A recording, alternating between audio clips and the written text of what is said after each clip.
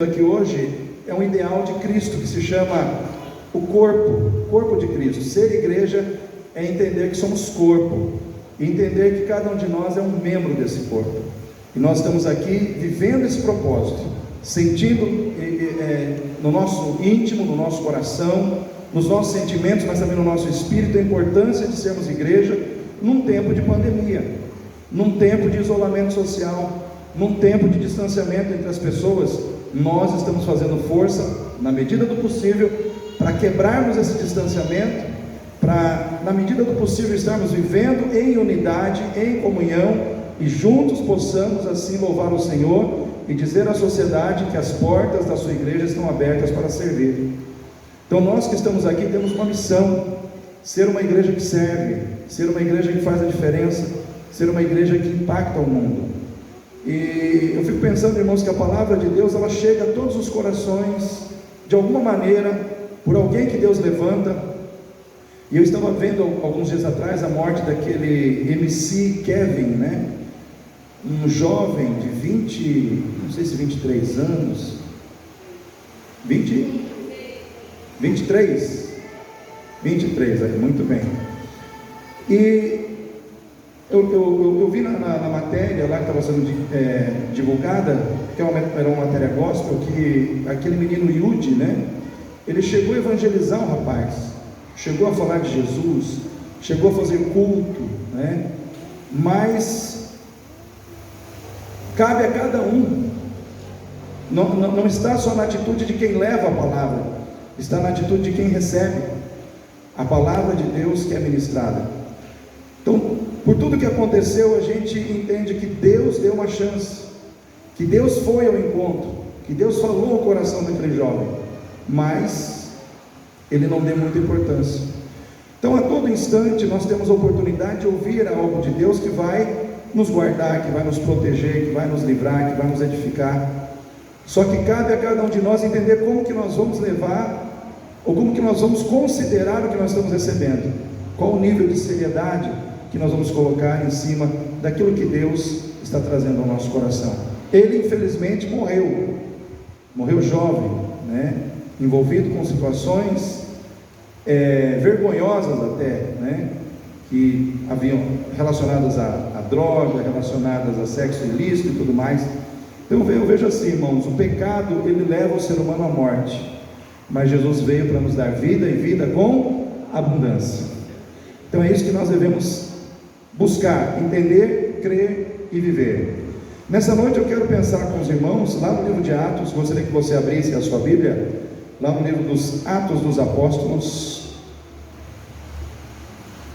capítulo 17.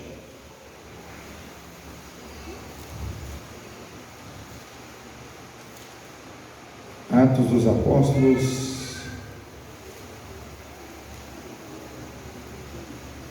capítulo 17, versículo 4, 5 e 6.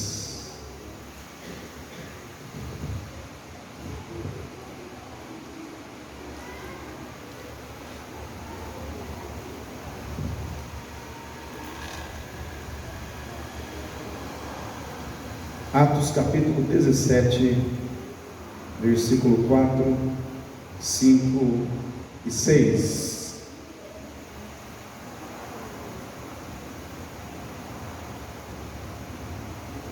Quem achou diz amém? Amém. Eu vou estar lendo, então os irmãos acompanhem aí com as suas Bíblias abertas. Diz assim a palavra de Deus, Atos capítulo 17, versículo 4: E alguns deles creram e ajuntaram-se com Paulo e Silas, e também uma grande multidão de gregos religiosos, e não poucas mulheres principais.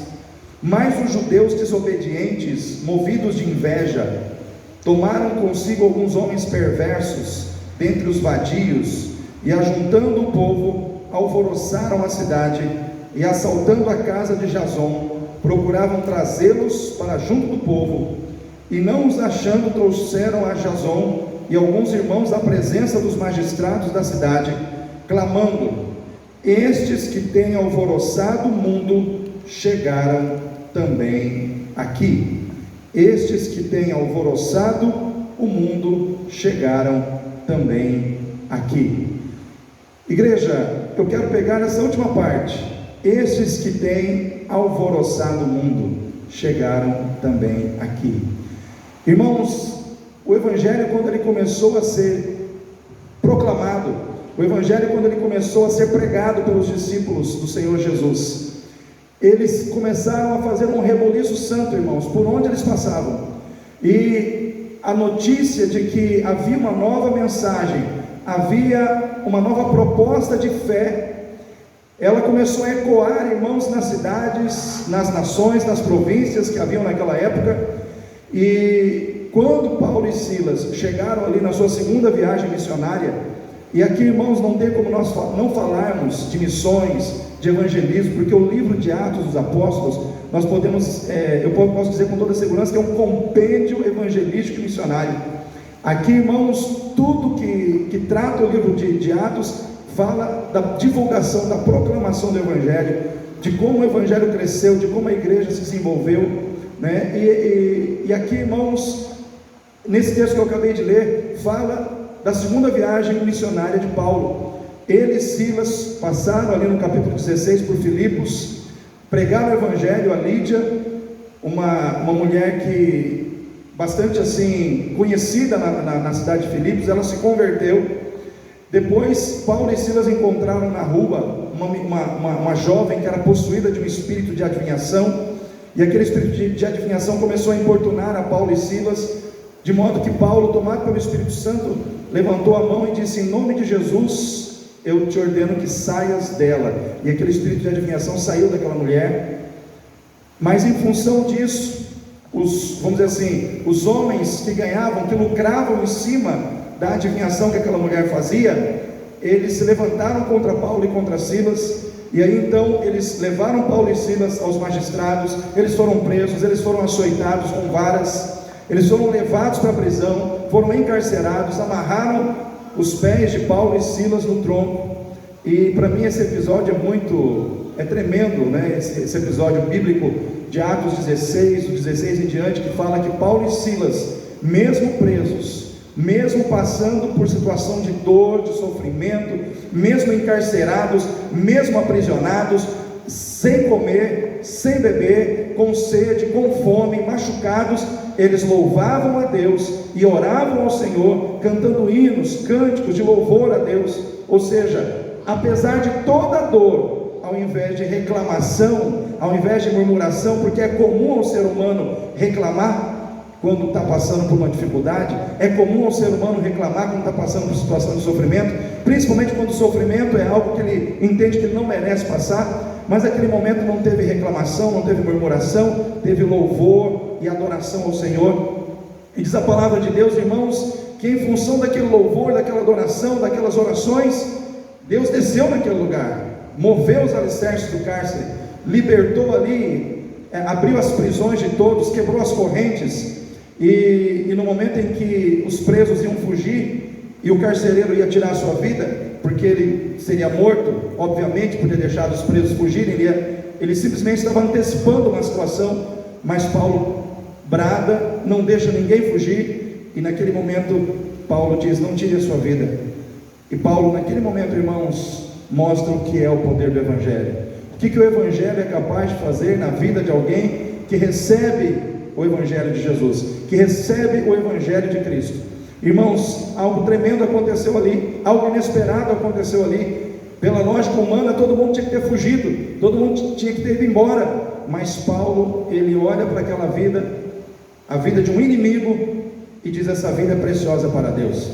E aquele homem leva Paulo à sua casa, todos lá aceitam a Jesus, e ele ali que alguns minutos, algumas horas atrás era um inimigo de Paulo, agora está ali curando as feridas de Paulo. Eles passam por essa experiência, são libertos, e então eles vão para Tessalônica. Eles chegam aqui em Tessalônica e eles começam a pregar o Evangelho. Muitos se convertem, muitos entregam a vida para Jesus, gregos da cidade de Tessalônica, mulheres principais da cidade entregam suas vidas para Jesus. E aí, naquele momento, os judeus, que eram, irmãos, se levantaram de uma maneira assim muito forte contra a expansão do cristianismo. eles conspiram contra Paulo, contra Silas, e eles começam a fazer vamos dizer assim, um rebuliço ali na cidade, para que eles sejam presos, para que eles sejam castigados, para que eles sejam de alguma maneira impedidos de pregar o Evangelho. E aí alguém diz assim: aqueles que têm alvoroçado o mundo chegaram até aqui. Eu quero dizer para você, querido, o Evangelho tem o poder de alvoroçar o mundo. O Evangelho tem o poder de alvoroçar, irmãos, situações, pessoas, reinos. Alvoroçar é transtornar, é virar de cabeça para baixo. Tem algumas traduções que dizem que a palavra que alvoroçar significa virar de cabeça para baixo, mudar completamente a situação. E eu quero dizer para você que eu e você, como pregadores do Evangelho, nós também temos a missão de alvoroçar o mundo. Eu e você podemos alvoroçar o mundo com o Evangelho de Jesus. Amém? Quem crê que o Evangelho de Deus é poderoso para alvoroçar o mundo aí? Eu profetizo sobre a tua vida, querido, que você é um alvoroçador do mundo, através do poder do Evangelho. Porque o Evangelho de Jesus, ele é revolucionário. Por que ele alvoroçava? Porque, irmãos, o Evangelho, ele era algo revolucionário. Onde o Evangelho entrava, ele promovia uma revolução.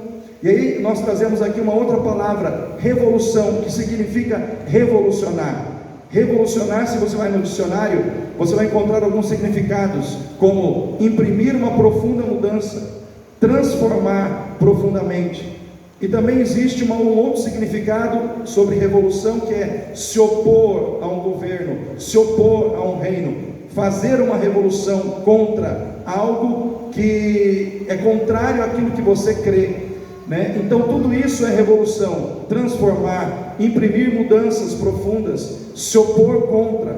E quando nós pensamos no Evangelho de Jesus, de certa forma, ele traz tudo isso, ele traz uma mudança profunda, ele traz uma transformação, ele se opõe contra um sistema pecaminoso, ele se opõe contra um reino pecaminoso. É como se fosse uma revolução da luz contra as trevas, é como se fosse uma revolução do bem contra o mal, da vida contra a morte. Porque enquanto o ser humano está no pecado, ele está na morte, mas quando ele vem para Cristo, ele sai da morte e vem para a vida. Então a proposta do Evangelho é fazer uma revolução. E quando, irmãos, as pessoas eram confrontadas com o Evangelho de Jesus, a vida delas sofria uma revolução espiritual, uma revolução de dentro para fora, uma revolução onde a sua alma passava a viver uma mudança, o seu espírito passava a viver uma mudança, através dos valores de Cristo, através do poder de Cristo. Porque quando as pessoas se encontravam com Cristo, elas viam nos discípulos de Cristo três coisas: elas viam o amor de Deus, o poder de Deus e a vida de Deus. Então os discípulos de Jesus, eles revolucionavam, irmãos, o ambiente e a vida das pessoas com quem eles se comunicavam, ou para quem eles comunicavam o Evangelho. Por quê? Porque na vida deles havia o amor de Deus, o poder de Deus e a vida de Deus. E o amor de Deus é um amor revolucionário. Por que o amor de Deus é revolucionário? Porque o amor de Deus vai além dos padrões do amor humano, do amor natural que as pessoas vivem nesse mundo. O amor de Deus, ele é um amor que ele não ama somente aqueles que, vamos dizer assim, tratam bem quem ama. O amor de Deus, ele não ama somente aqueles que reagem de maneira positiva ao seu amor. O amor de Deus, ele ama também aqueles que rejeitam, aqueles que maltratam, aqueles que falham muitas vezes em fazer o que deveriam fazer de correto, de certo, porque o amor de Deus ama a todos. Então quando eles olhavam para a vida dos discípulos, eles viam esse amor, o amor que fez com que Paulo parasse e olhasse para aquele carcereiro, apesar de tudo de ruim que ele pudesse ter feito para Paulo, Paulo olhasse para aquela vida e dissesse: essa vida tem valor para Deus. Era um amor que ia além daquilo de ruim que poderia ter recebido, para impedi-lo de amar. Ele amava apesar dos erros, Ele amava apesar das falhas, Ele amava apesar dos maltratos recebidos pelo outro, Ele amava. Então, quando eu e você somos chamados para amar, é esse amor que tem que estar no nosso coração. É o amor que vai além dos padrões humanos. É o amor que perdoa, é o amor que acolhe, independente do que a pessoa tenha feito de bom ou de ruim para você. Porque hoje em dia, irmãos, parece que a palavra amor ela tem perdido o seu significado. As pessoas hoje elas estão muito superficiais em questão no que se refere ao propósito de amar. Muito facilmente as pessoas elas se desconectam, elas destroem relacionamentos. Por quê? Porque nós vemos que hoje esse amor de Deus ele está deixando de estar ativo no coração, e principalmente no coração de muitos crentes. Então hoje eu quero falar com você sobre esse amor revolucionário, que é o amor de Jesus por mim e por você. O amor de Deus em nós, ele nos capacita a conviver e a nos identificar com as pessoas que nós precisamos ajudar. O amor de Deus em você e em mim, ele nos capacita a nos identificarmos com quem nós precisamos caminhar, porque Jesus nos amou, sim ou não, irmãos?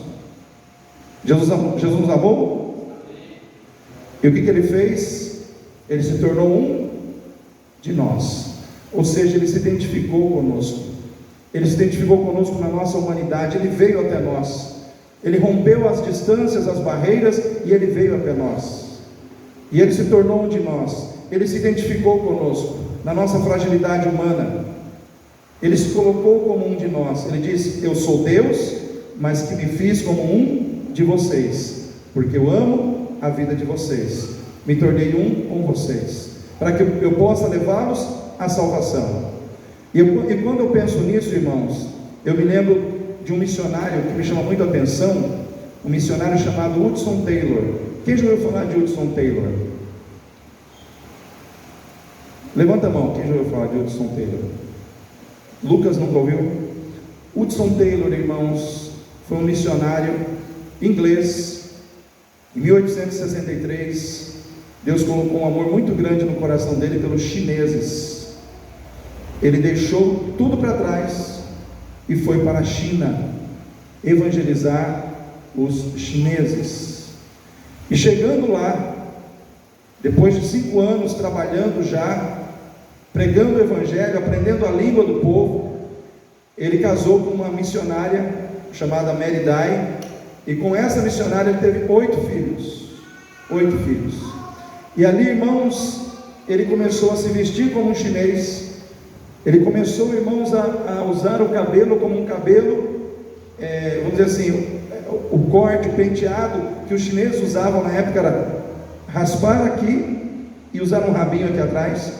Quando os ingleses vieram visitá-lo, não conseguiram conhecê-lo, porque esperavam encontrar ali um homem de terno, de gravata, vestido como um inglês se vestia, mas encontraram lá um homem vestido como um chinês se vestia, porque ele tinha no coração dele, ele tinha que se tornar igual àqueles a quem ele amava. Ele precisava se aproximar ao máximo possível da cultura daquele povo, para que ele pudesse falar a linguagem daquele povo, para que aquele povo pudesse ouvi-lo, para que ele pudesse ser visto como alguém que estava ali realmente para fazer a diferença na vida deles. E ele ficou ali 30 anos, 4 filhos que ele tinha morreram ali, sua esposa morreu ali, e ele nunca deixou de pregar o evangelho, porque o evangelho, irmãos, ele não nos dá apenas a oportunidade de prosperar em Cristo, mas também de sofrer por amor a Cristo. O evangelho, o verdadeiro evangelho, nós precisamos entender que muitas vezes é um evangelho que não apenas nos oportuniza prosperar, mas também sofrer, enfrentar os sofrimentos de servir a Deus. Porque hoje é muito fácil a gente falar de um evangelho que prospera. Venha para Jesus e prospere, venha para Jesus e tenha uma vida financeira próspera. uma vida financeira abençoada. Todo mundo vem para Jesus com esse tipo de pregação. Mas o fato é que servir a Cristo nem sempre nos dá a oportunidade de prosperar, mas também de sofrer por amor a Jesus. Então, quem quer alvoroçar o mundo, precisa entender que amor a Deus é algo que vai além de muitas vezes queremos só prosperidade, de queremos só uma vida boa, tranquila, porque somos servos de Deus. Servir a Deus muitas vezes vai nos colocar em situações de dificuldade. Às vezes nós teremos que passar por perdas, mas manter o nosso coração feliz e alegre pelo fato de pertencermos a Jesus. Qual é a alegria do cristão em Cristo Jesus? É o fato do seu nome estar escrito aonde, irmãos? No livro da vida. No livro da vida. Jesus, ele veio, irmãos, com que objetivo? Melhorar a nossa vida na terra ou nos levar para o céu? Ele veio para melhorar as coisas aqui ou veio para nos levar para a glória, irmãos? Então, muitas vezes, por que nós ficamos tristes? Porque as coisas não estão acontecendo como nós gostaríamos. Nem sempre vai acontecer. A promessa de Deus não foi essa, que tudo que você queria aqui Ele te daria. A promessa de Deus é que Ele te levaria para o céu. A promessa de Deus é que Ele não te deixaria morrer eternamente. Mas Jesus diz: no mundo tereis aflições, mas tende bom ânimo, eu venci o mundo. Se Ele venceu, você também vai vencer. Se Ele venceu, você também triunfará, porque o poder que está nele, hoje está em você. A presença de Jesus na sua vida te faz capaz de vencer o mundo como Ele venceu. Só que Ele diz: no mundo tereis aflições, no mundo tereis Covid, no mundo tereis problemas com crise financeira, no mundo tereis dificuldades de várias maneiras que vocês terão que enfrentar, mas tende bom ânimo, eu venci. Então eu quero dizer para você nessa noite: tenha bom ânimo, você serve alguém que venceu e que é poderoso para te fazer vencer. A sua vida não está à mercê das pestes, seja da Covid, seja do fungo negro que já está aparecendo por aí, seja de qualquer outra doença que possa aparecer, irmão. Se a sua vida foi entregue nas mãos de Jesus, Jesus vai cuidar de você. O amor a Deus, ele precisa estar no nosso coração acima de todas as coisas. Para onde está canalizado o teu amor? O que você ama mais? Aonde você tem centralizado o seu amor? O que é aquilo que você mais ama nesse mundo? Se é Deus, você vai ter forças para permanecer firme até o fim.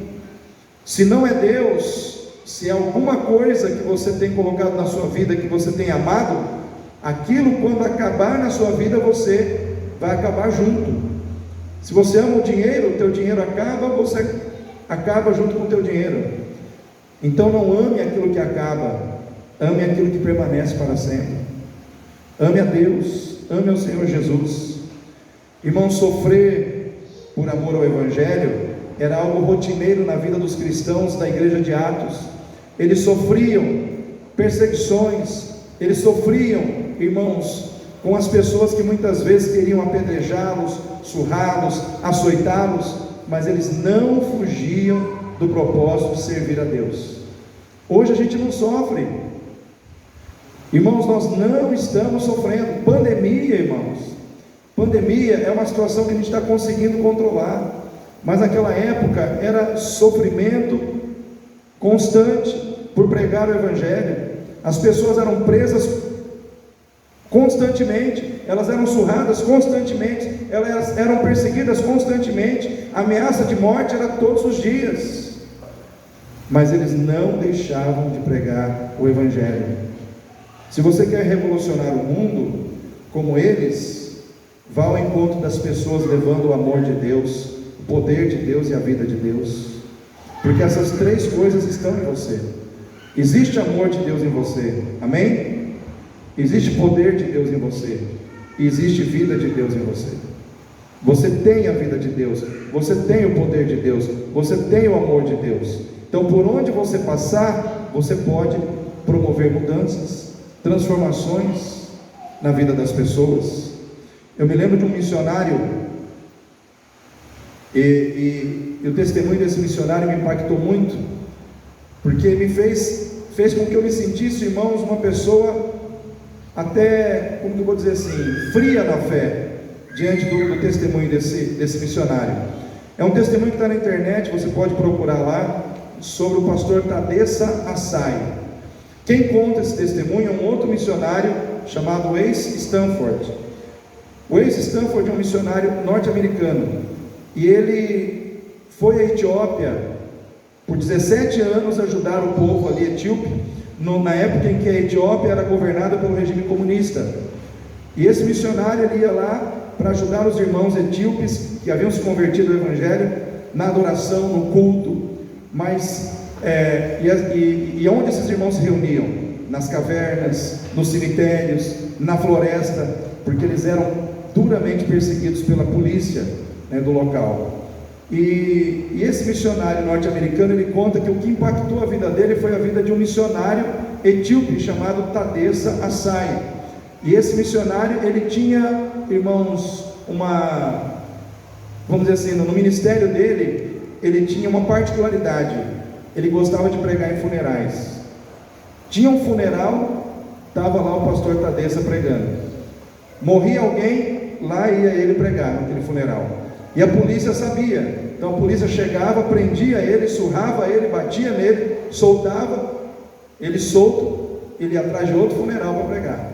E assim era a vida dele, até que um dia a polícia falou: não vamos deixar mais esse homem livre. Pegaram esse homem, prenderam, encarceraram, e ele disse assim: já que eu não posso pregar mais nos funerais, vou pregar na prisão. E ele começou a pregar para os detentos. 22 almas se converteram a Jesus dentro da cadeia. Aí a polícia falou: não dá para manter ele preso também, e não dá para soltar, então nós vamos usar a vida dele como exemplo, vamos executá-lo em praça pública, como exemplo para que ninguém mais ouse pregar a Jesus nesse país.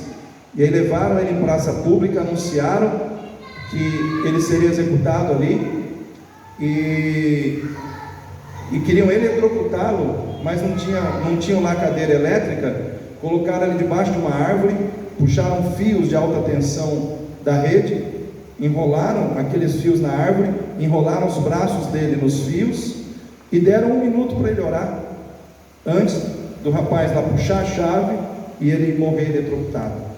E aí ele orou, entregando a vida dele inteiramente nas mãos do Senhor. E aí o rapaz puxou a chave, deu aquele pipoco na energia, a luz apagou, acendeu, fumaça por tudo quanto é lado, e o homem estava vivinho.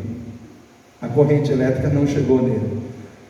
O que aconteceu? Tiraram o homem dos fios, falaram: olha, nós vamos mandar um técnico aqui mexer nessa fiação, amanhã às 9 horas de novo nós vamos eletrocutar, e dessa vez ele será executado.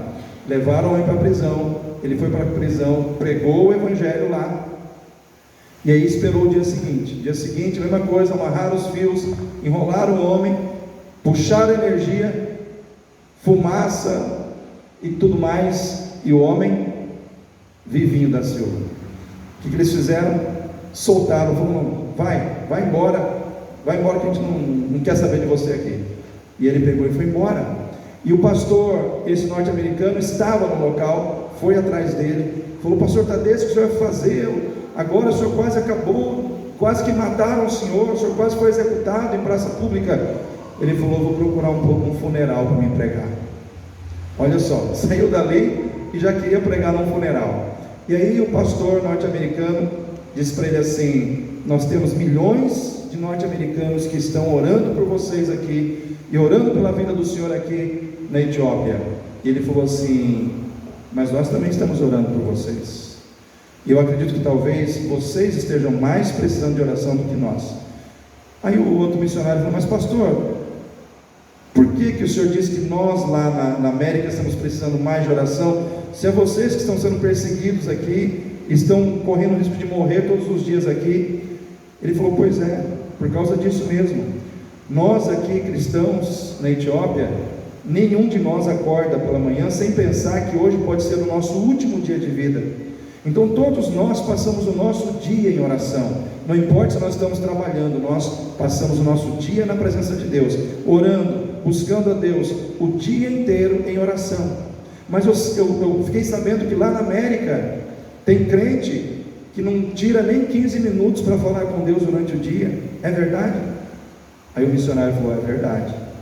Falou: então, aqui nós corremos o risco de sermos mortos se nos reunirmos como igreja, mas nós entendemos a necessidade do corpo de Cristo, de sermos igreja, como corpo de Cristo, de estarmos unidos. Então a gente vai para os cemitérios, vai para as catatumbas, vai para as florestas, e a gente se reúne como igreja. E eu ouvi que lá na América, lá no seu país, nas Américas de uma maneira geral, eu ouvi dizer que vocês têm uma igreja em cada esquina. Vocês podem ir ao culto a hora que vocês quiserem, mas diz que tem crente que ao invés de ir ao culto prefere ficar em casa assistindo televisão. É verdade? O missionário falou: é verdade. Ele falou: então, aqui eu tenho uma Bíblia só, e essa Bíblia eu tenho medo de que se eu for preso eles vão queimar essa Bíblia, nós vamos ficar sem Bíblia. Então o que eu fiz? Eu peguei e arranquei páginas da Bíblia e dividi com vários irmãos com quem nós congregamos, e aí esses irmãos levam essas páginas para casa e eles leem, eles decoram, e quando a gente se reúne lá no escuro, no meio da mata, eu peço lá Isaías 58, o irmão que pegou aquela página, ele se levanta e começa a recitar Isaías 58, porque se nós perdermos a Bíblia, nós ficamos aqui sem a palavra, nós só temos uma Bíblia. E eu ouvi dizer que lá na América, cada crente lá tem 5, 4, 10 Bíblias em casa, e muitas vezes nenhum deles pega a Bíblia para ler, pega a Bíblia para buscar a presença de Deus. E nós entendemos que a palavra de Deus, ela é viva, ela é poderosa, e nós não podemos ficar sem ela. E naquele momento o missionário teve que reconhecer: realmente, nós precisamos mais de oração do que vocês. Aí eu fico pensando, irmãos, será que isso não é um recado para nós aqui? Esse irmão que está lá no outro lado do mundo, correndo o risco de morrer todos os dias, ele está na presença de Deus todos os dias. E nós temos tantas facilidades, nós temos liberdade para buscar o nosso lazer, nós temos liberdade, irmãos, para ir a um shopping, nós temos liberdade para fazer tantas coisas que nos interessam, assistir televisão, assistir séries, assistir isso, assistir aquilo outro. E será que muitas vezes, irmãos, as facilidades que nós temos não estão nos roubando da presença de Deus? Não estão nos tirando da presença de Deus? E nós estamos deixando de fazer o que nós deveríamos fazer, que é alvoroçar o mundo com o Evangelho que transforma, que muda, que restaura a vida daqueles que recebem a Jesus. Eu fico pensando que o amor revolucionário de Jesus é o amor que não nos deixa ficar acomodados, é o amor que não nos deixa ficarmos presos às nossas vaidades, é o amor que não nos deixa ficarmos presos às situações que nos afastam da presença de Deus. Então esse amor, ele precisa reinar no seu coração e no meu, para nos levar às pessoas que Deus quer salvar. Eu quero dizer para você, querido, você não tem um propósito na vida porque você nasceu. Você nasceu porque Deus tem um propósito na tua vida. Vou repetir: você não tem um propósito porque você nasceu. Você tem um propósito, você nasceu porque você tem um propósito estabelecido por Deus na sua vida. Deus quis que você nascesse. Você não está nesse mundo a passeio. Você não está aqui apenas para curtir a vida. Você está aqui para ser alguém que Deus vai usar para salvar vidas, para mudar vidas. O nome de Jesus repousa sobre a tua vida. Você é servo de Deus, você é serva de Deus. A palavra de Deus nos chama, irmãos, a sermos missionários, a sermos evangelistas, a sairmos do nosso mundo, do nosso conforto, da nossa zona de conforto, e irmos em direção daqueles que precisam de Jesus. Rompermos barreiras culturais, raciais, geográficas, e irmos ao encontro de quem precisa conhecer a Cristo. Eu quero perguntar para você que já conhece a Jesus, você tem paz no coração? Quem tem paz em Cristo aí? Essa paz que você tem, ela precisa fluir da sua vida para a vida de outras pessoas. Você precisa ser um alvoroçador, revolucionário deste mundo, a exemplo de Paulo, a exemplo de Silas. Se você quer alvoroçar o mundo com um evangelho revolucionário, você tem que aprender, a exemplo de Jesus, a exercer a autoridade espiritual não pela força, mas pela fragilidade. E é uma coisa assim diferente isso, porque o ser humano, ele gosta de exercer autoridade pela força. Os heróis que nós vemos na televisão e que exercem muitas vezes autoridade e domínio são aqueles que são mais fortes, são os dominadores. E muitas vezes nós achamos que temos que ser um super-homem, uma super-mulher, e não é nada disso que Deus quer. Deus quer que você reconheça as suas fraquezas. Deus quer que você não tenha medo de reconhecer suas fragilidades e de mostrar que muitas vezes é através de uma postura simples, humilde e frágil que você exerce a autoridade espiritual. Exemplo: quem lavou os pés dos apóstolos, irmãos? Jesus. Imagina um homem lavando os pés de 12 homens. Você olha para aquela pessoa que está ali lavando os pés sujos daqueles 12 homens. A figura daquele homem lavando os pés daqueles 12 homens é uma figura de força ou é uma figura de fragilidade? E aí, irmãos? Força ou fragilidade?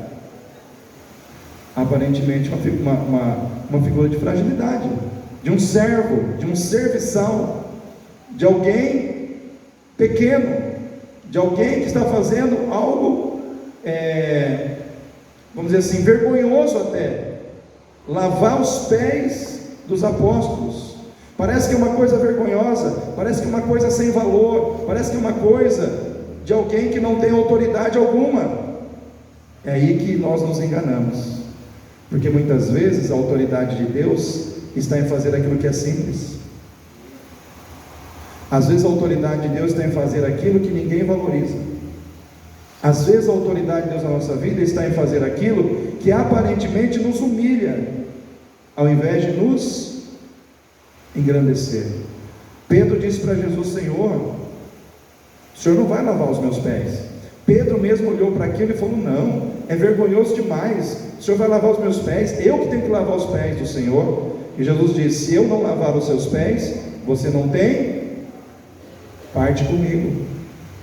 Pedro falou: então me dá um banho completo, Senhor. E Jesus falou: quem já foi banhado não precisa tomar banho, precisa lavar apenas os pés. Jesus estava ensinando humildade, e humildade não é algo, irmãos, pequeno. Humildade é algo grande no reino de Deus. O problema é que hoje muitos crentes, principalmente líderes, têm dificuldade de reconhecer fraquezas. Tem muitos líderes que às vezes estão passando por lutas, por dificuldades, mas não têm coragem de dizer: olha, irmãos, orem por mim, porque eu estou passando por uma dificuldade muito grande, eu estou abatido no meio emocional, às vezes eu me sinto desanimado para conduzir o trabalho, para estar à frente da igreja, para estar conduzindo a obra. Às vezes isso acontece, e parece que é feio a pessoa dizer isso. Parece que quando a pessoa está dizendo isso, ela está se mostrando uma pessoa incapaz, uma pessoa fraca para estar conduzindo o trabalho que lhe foi confiado. E não é assim, irmão. Jesus, no Getsemane, ele disse aos discípulos: a minha alma está triste até a morte. A minha alma está triste até a morte. Ficai aqui e velai comigo. Quantos que ficaram com Jesus orando com ele? Só o anjo, né, irmãos? Só o anjo, porque o restante foi dormir. Só que Jesus, ele estava sendo humilde para reconhecer que, sendo Jesus, ele precisava ser fortalecido pelo Pai.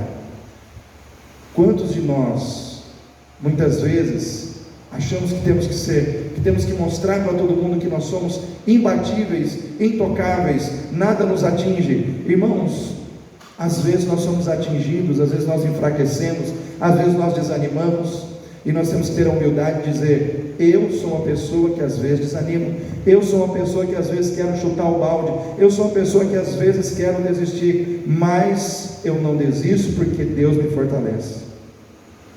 Eu não desisto porque eu tenho humildade de me colocar debaixo da potente mão de Deus, e Ele me fortalece, Ele me sustenta, Ele me renova, Ele me coloca em pé de novo. E muitas vezes eu e você precisamos fazer esse exercício. Às vezes precisamos falar dos nossos problemas com alguém que possa nos ajudar. O apóstolo Paulo, ele fez muito isso. Se você abrir a sua Bíblia, vamos abrir a Bíblia em Timóteo. Vamos abrir a nossa Bíblia em Timóteo.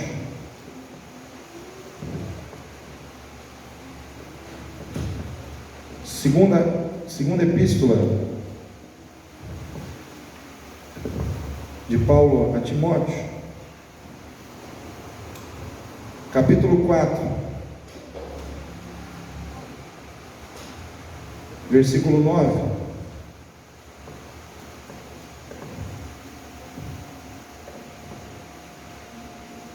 O apóstolo Paulo diz assim: procura vir ter comigo depressa, porque Demas me desamparou, amando o presente século, foi para Tessalônica, Crescente para a Galácia, Tito para a Dalmácia.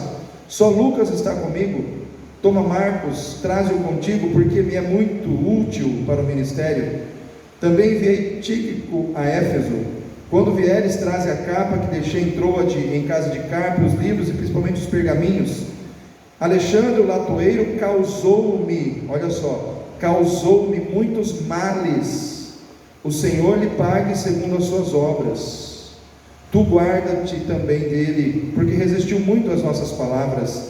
Ninguém me assistiu na minha primeira defesa, antes todos me desampararam. Que isto lhes não seja imputado, mas o Senhor assistiu-me, fortaleceu-me, para que por mim fosse cumprida a pregação, e todos os gentios a ouvissem, e fiquei livre da boca do leão. O Senhor me livrará de toda obra má, guardar-me-á para o seu reino celestial, a quem seja glória para todos sempre. Amém. Isso aqui é a palavra de um homem que estava desabafar,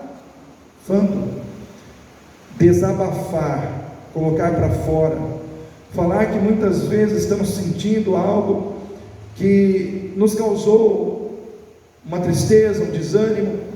Paulo diz: Alexandre me causou muitos males, mas ele coloca tudo nas mãos de Deus. É alguém que fala, mas não querendo que aquela pessoa se dê mal, não desejando mal, mas colocando nas mãos de Deus.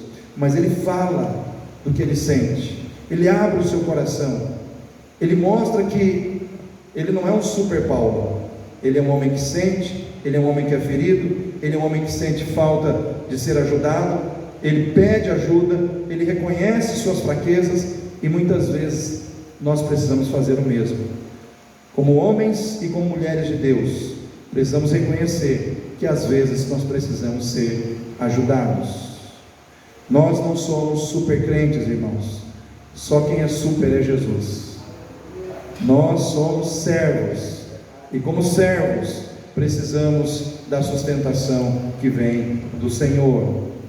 Então muitas vezes a autoridade espiritual não está em você fingir a imagem de um crente superpoderoso, mas está em você em reconhecer verdadeiramente quem você é, seus pontos fortes, seus pontos fracos, suas dificuldades, colocá-las diante de Deus, para que Deus te dê sustentação. A Bíblia diz: aquele que pensa que está em pé, cuide para que não caia. Aquele que pensa que está em pé, cuide para que não caia, porque Deus não nos dá aprovação acima do que podemos suportar. Antes, com a aprovação, Ele também nos dá o escape. Ou seja, se Deus te der uma aprovação e Ele perceber que você não vai suportar, o que Ele vai fazer? Ele te dá o escape. Mas de uma forma ou de outra, tudo que você passa está debaixo das mãos de Deus. Então nessa noite, seja um crente que saiba exercer autoridade, usando a sua fragilidade, reconhecendo quem você é, reconhecendo as suas necessidades. Se você quer viver um cristianismo que transforma, esteja preparado para enfrentar reações antagônicas. Às vezes você vai promover a pregação do Evangelho, pessoas vão aceitar a Cristo, mas também pessoas vão rejeitar, pessoas vão se opor, pessoas vão ir contra o que você está fazendo. Paulo e Silas estavam pregando o Evangelho naquela cidade. Muitos se converteram, mas muitos também se levantaram contra. Assim vai ter um grupo para aceitar, vai ter um grupo que vai aceitar e que vai se converter, mas também vai ter um grupo que não vai aceitar e não vai se converter, e vai se colocar contra você. Nós precisamos estar preparados, irmãos, para trazermos à nossa vida as marcas de Cristo. Paulo disse: ninguém me envergonha, porque eu trago no meu corpo as marcas de Cristo. Quais são essas marcas? Existem dois tipos de marca. Existem as marcas que estão relacionadas a Cristo no nosso relacionamento com Deus, na nossa relação com o Senhor. Marca da humildade, do amor, da santidade, da dedicação à obra, do serviço, da obediência à palavra. E são marcas que nós temos que trazer na nossa vida. Do perdão, são marcas que nós temos que trazer na nossa vida em relação ao relacionamento que temos com o Senhor. Mas existem marcas que nós trazemos na nossa vida que estão relacionadas com a nossa relação com o mundo. E a nossa relação com o mundo, por servirmos a Deus, é uma relação de conflito. O apóstolo Paulo diz que ele foi açoitado, que ele foi preso, que ele passou por naufrágios, por perseguições. Por quê? Porque o mundo é contrário a ele. O mundo se colocou contrário à sua vida, e isso trouxe o que? Sofrimento. Então, para nós que estamos no mundo, trazermos as marcas de Cristo também envolve passar por sofrimentos. Se Cristo foi injustiçado, você vai ser. Se Cristo foi perseguido, você também será. Se Cristo, irmãos, foi vítima de zombaria, você também vai ser. Por quê? Porque nós temos que trazer no nosso corpo as marcas de Cristo. Só que Jesus diz: aquele que me confessar diante dos homens, o que ele vai fazer, irmãos? Ele vai nos confessar diante do Pai. Mas aquele que me negar diante dos homens, eu também o negarei no céu, diante do meu Pai e dos seus anjos. Então nessa noite, qual é o desafio que eu e você temos que viver? É o desafio de amar como Cristo ama, é o desafio de confessar a Cristo nesse mundo, é o desafio, irmãos, de exercer a autoridade, não pela força, mas pela fragilidade, passando por situações que muitas vezes nos humilham, mas permanecendo fiel a Deus, obedecendo a palavra de Deus, sendo fiel ao Senhor, porque é Ele que nos sustenta, é Ele que nos levanta, é Ele que nos ampara. E finalmente, irmãos, não nos acomodando e nem nos conformando com o mundo. Deus não pode usar quem está conformado com o mundo. Deus não pode usar quem está acomodado em relação à vida, ao propósito de vida que o mundo oferece, porque o mundo é um mundo de pecado. O mundo é um mundo que oferece para nós um estilo de vida pecaminoso. Se nós nos conformamos com essa vida, Deus não consegue nos usar. Nós não podemos nos conformar, nem nos acomodar. Na nossa vida de oração, na nossa vida de busca, na nossa vida de culto, nós temos que buscar estarmos sempre firmes na presença de Deus, mas não conformados, mas procurando sempre renovar a nossa fé, renovar a nossa mente com a palavra, nos enchermos das verdades espirituais, para que Deus possa nos usar. Quem quer ser usado por Deus aqui? Romanos 12, capítulo 1, Romanos 12, versículo 1, diz assim: rogo aos irmãos pela compaixão de Deus, que apresenteis os vossos corpos em sacrifício vivo, santo e agradável a Deus, que é o vosso culto racional. E não vos conformeis com este mundo, mas transformai-vos pela renovação do vosso entendimento, para que experimenteis qual seja a boa, agradável e perfeita vontade de Deus. Nós temos que renovar o que, irmãos? A nossa mente com a palavra de Deus. Assim nós não nos conformaremos com o mundo, porque a palavra de Deus, ela nos desperta para aquilo que é verdadeiro, para aquilo que é puro, para aquilo que agrada o coração de Deus, para aquilo que é de boa fama, para aquilo que é santo. Porque a palavra de Deus, ela nos santifica, ela tira de dentro de nós a sujeira do mundo. Mas quando a gente não renova a nossa mente com a palavra, a gente se conforma com o ritmo do mundo, com a conduta do mundo, com as ideologias do mundo, e nós começamos a nos afastar de Deus. Então nessa noite, Deus te chama para ser um revolucionário, e é dessa forma que Ele espera que você se coloque na presença dEle. Quero que você fique em pé nesse momento. Quero estar orando por você, pela sua vida.